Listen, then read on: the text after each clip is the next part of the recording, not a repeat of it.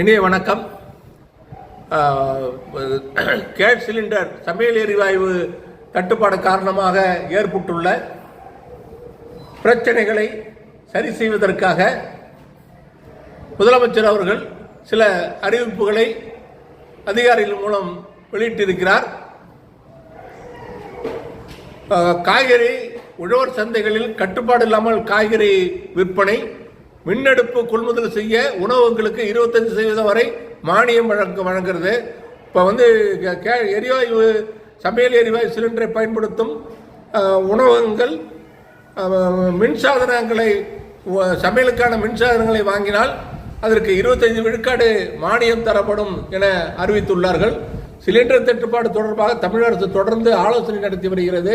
மாநில அளவில் கண்காணிப்பு சிலிண்டர் தட்டுப்பாட்டை சரி செய்வதற்கான கண்காணிப்பு குழு, அதே மாவட்ட ஆட்சித்தலைவர் மாவட்டங்களில் கண்காணிப்பு குழு, ரேஷன் கடைகளில் கூடுதலாக மண்ணெண்ணெய் கிராமப்புறங்களில் மண்ணெண்ணெய் வழங்குவதற்கு நடவடிக்கை எடுக்கப்பட்டுள்ளது.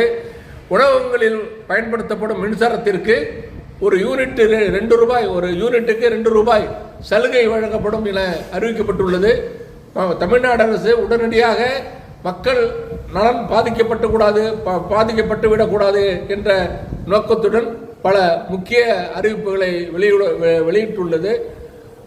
உணவகங்களில் பயன்படுத்தப்படும் மின்சாரத்துக்கு யூனிட்டுக்கு 2 ரூபாய் மின்கட்டண சலுகை, காய்கறி வீணாவதை தடுக்க தமிழ்நாடு அரசு நடவடிக்கை எடுத்துள்ளது.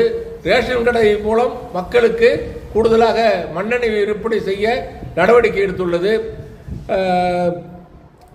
சிலிண்டர் தட்டுப்பாடு தொடர்பாக தமிழக அரசு தொடர்ந்து ஆலோசனை நடத்தி வருகிறது.